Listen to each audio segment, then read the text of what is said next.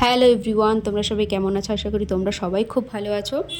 আজকে এই ভিডিওটা তোমাদের সবার জন্য খুব গুরুত্বপূর্ণ, কারণ আজকে সিটেটের নতুন নোটিফিকেশন প্রকাশিত হয়েছে। আর তোমরা অনেকেই জানতে চেয়েছিলে আমি সিটেটে কীভাবে 105 স্কোর করলাম। তাই আজকে এই ছোট্ট ভিডিওটাতে আমি সেই টিপসগুলোই তোমাদের সাথে শেয়ার করব। অনেকেই তোমরা মনে করো যে সিটেট মানে অনেক পড়া, কিন্তু আসলে এটা হলো সঠিক স্ট্র্যাটেজির খেলা। আমি মূলত 3টি বিষয়ের ওপর জোর দিয়েছিলাম। প্রথমত সিলেবাসের ওপর, তো আমাদের সবাইকে জানতে হবে, সিলেবাসটা ভালোভাবে বুঝে নিতে হবে।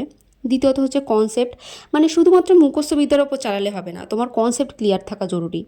তাছাড়া তো তোমার বই নোটস কিছু তো ঘাঁটতেই হবে। আর আমার হ্যান্ড রিটেন নোট আছে, আমি সেগুলো তোমাদের সময়ে সময়ে প্রোভাইড করব।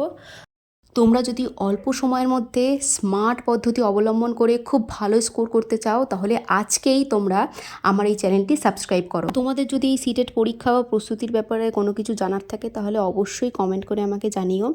আর প্লিজ এই ভিডিওটাকে লাইক করে দিও, আর তোমাদের বন্ধুদের সাথে শেয়ার করতে ভুলো না। আমি আমার সিটেটের মার্কশিটটাও এখানে অ্যাটাচ করে দিলাম, তোমরা দেখতে পারো। আমি একেবারেই মিথ্যা কথা বলছি না, কারণ মুখের কথায় বিশ্বাস করা উচিত না। সেই জন্য আমি বলছি, আমি যে যে পদ্ধতি অবলম্বন করেছি আমি সেটাই তোমাদের বলবো। সেই জন্যে সাবস্ক্রাইব করে রেখো। টাটা।